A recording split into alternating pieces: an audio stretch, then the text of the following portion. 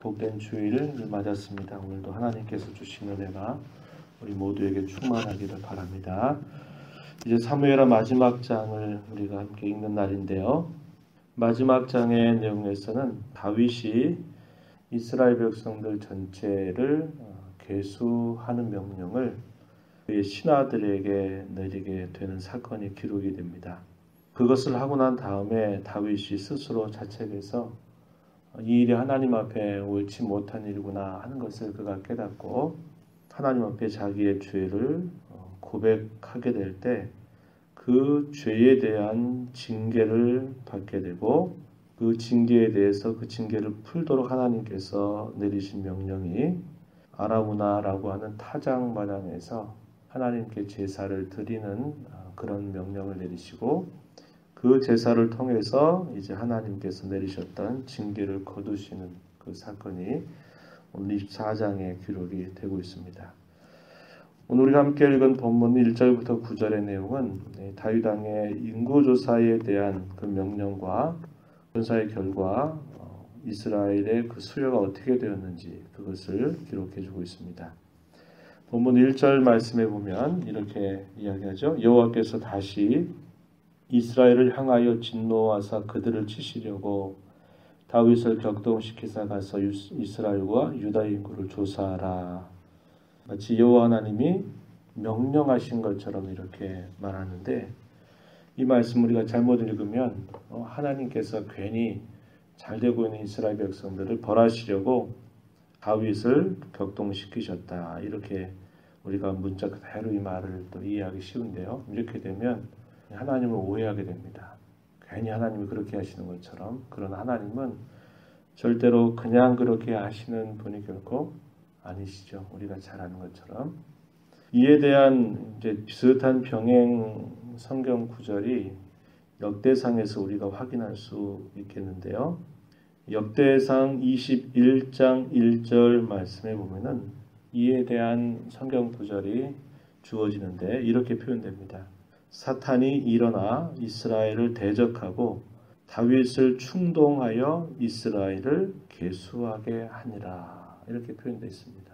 그래서 이 말씀은 역대상 21장 1절 말씀과 함께 비교해서 함께 이 부분을 읽어야 됩니다. 그대로 잘못 읽으면 하나님이 괜히 벌 주시려고 그렇게 하셨구나.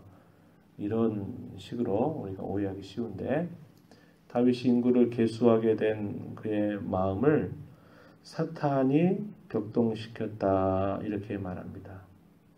그의 마음속에 이 나라가 이렇게 잘되고 융성했는데 이 나라의 인구가 어느 정도 되는가, 전쟁에 나갔을 때 싸울 만한 인구의 수가 정말 얼마나 되는가 하는 것을 과시하고 싶은 그런 마음의 충동을 주어서 다윗이 이 명령을 내리게 됩니다.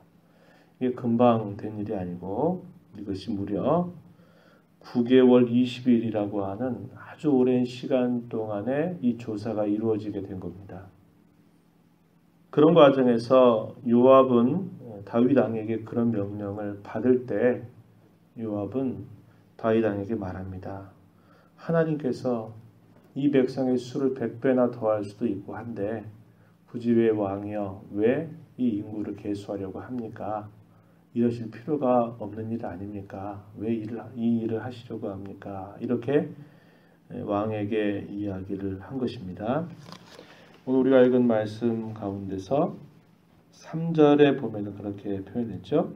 이 백성이 얼마든지 왕이 하나님 여호와께서 100배나 더하게 하사 내 주 왕의 눈으로 보게 하시기를 원하나이다. 그런데 내 주 왕은 어찌하여 이런 일을 기뻐하시나이까?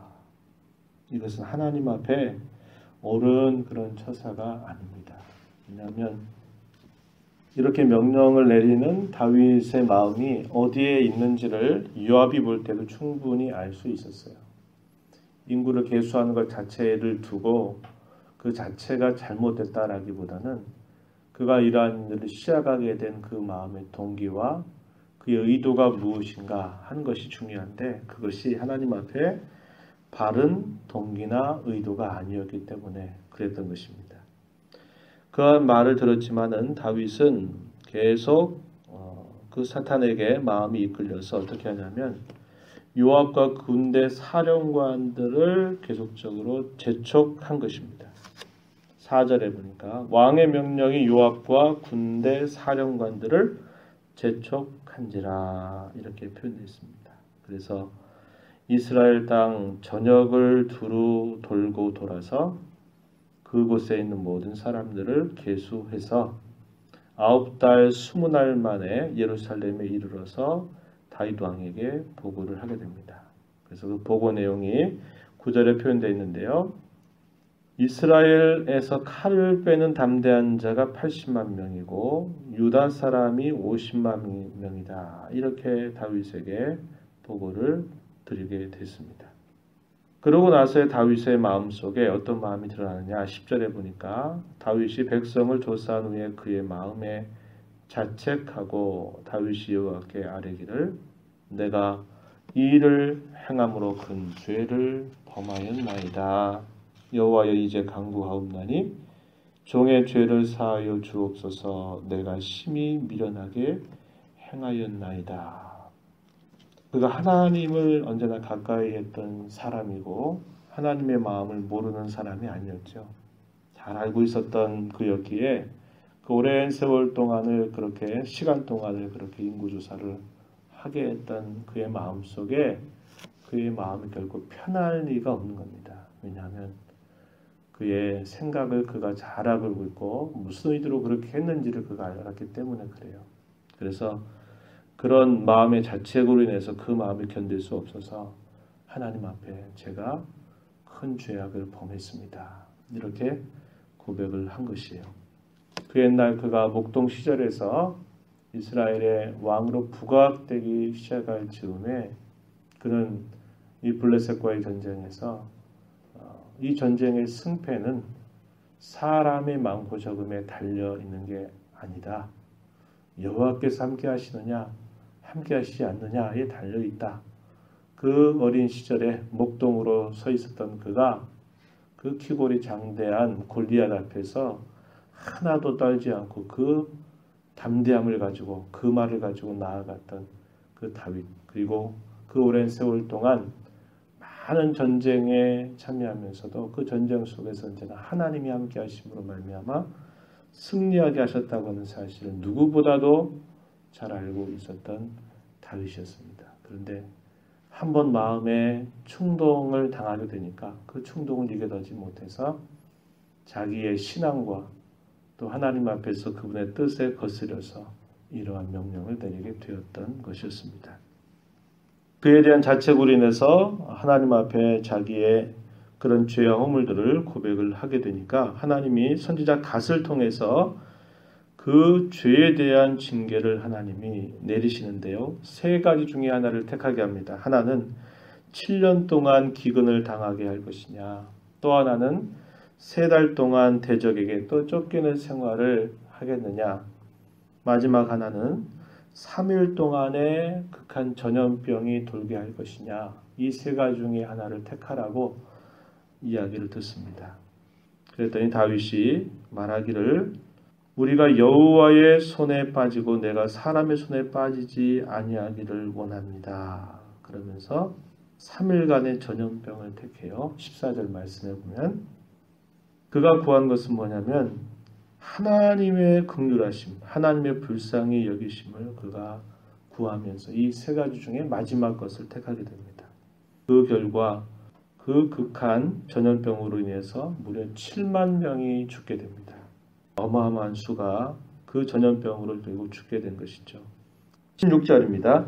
천사가 예루살렘을 향하여 그의 손을 들어 멸하려 하더니 여호와께서 이 재앙 내리심을 뉘우치사 백성을 멸하는 천사에게 이르되 족하다 이제는 내 손을 거두라. 만약 예루살렘까지 그 전염병이 돌았다면 예루살렘의 수도였고 또 다윗도 있고 그의 모든 다스리는 그러한 사람들이 있었는데 큰 어려움을 당할 뻔했는데 하나님께서 예루살렘에 천사가 도착했을 때 됐다. 이제는 족하다. 그만두어라. 이렇게 하나님이 천사에게 명령을 내리시는 겁니다. 그래서 멈춘 것이 여호와의 사자가 여부스 사람 아라우나의 타작마당 곁에 있었다. 이렇게 표현했습니다. 16절 끝에요. 그것을 보고 다윗이 어떻게 또 고백합니까? 17절에 나는 범죄하였고 악을 행하였거니와 이 약무리는 무엇을 행하였나이까? 청하건대 주의 손으로 나와 내 아버지의 집을 치소서. 이렇게 간구합니다.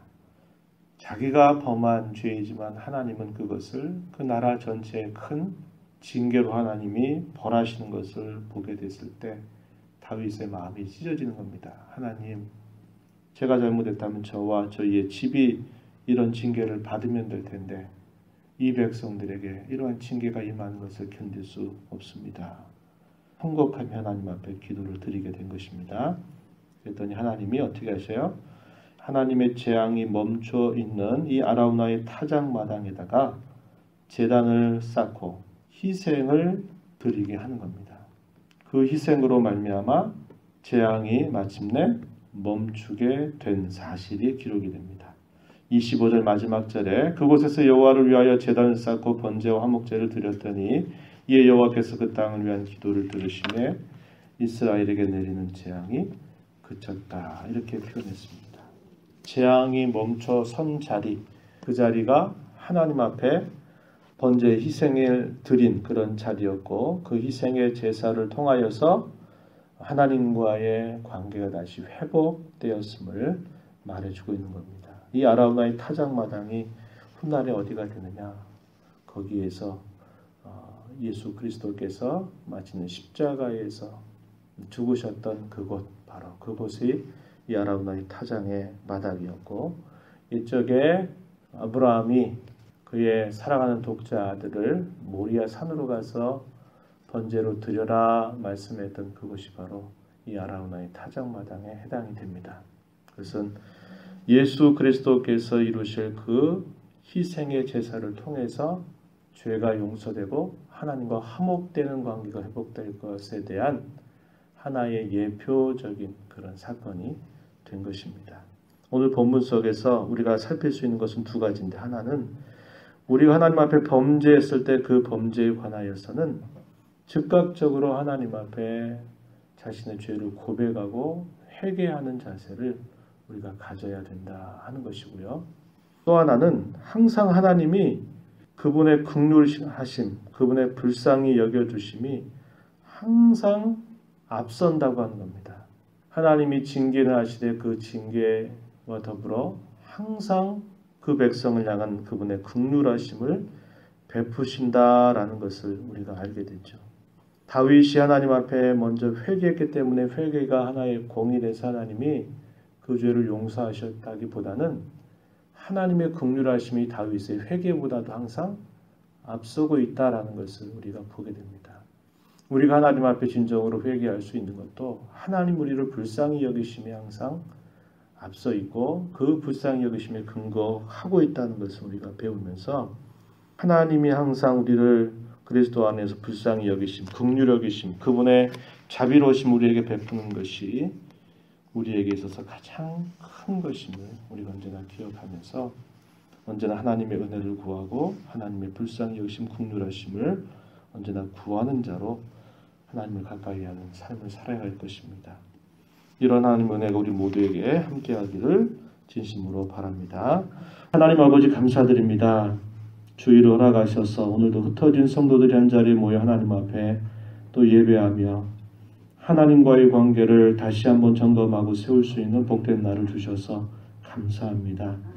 하나님의 긍휼하심이 언제나 무엇보다도 앞서고 있음을 저희가 살펴보면서 오늘도 하나님의 긍휼하심을 주의 모든 자녀들에게 풍성하게 베풀어 주셔서 우리의 죄와 잘못과 허물을 하나님 앞에 낱낱이 고하고 하나님과의 올바른 관계를 회복하는 복된 날이 될 수 있도록 오늘도 예배 가운데 수고와 섬김과 봉사 가운데 하나님이 함께해 주시고 은혜를 베풀어 주시옵소서. 은혜의 보호자 앞에 나와 간구하는 모든 심령들에게 풍성한 은혜를 더하시고 온종일 주님 안에서 여호와 안에서 참된 즐거움과 안식을 누리는 저희들 모두가 되게 하여 주시옵소서. 예수님의 귀하신 이름으로 기도하옵나이다. 아멘.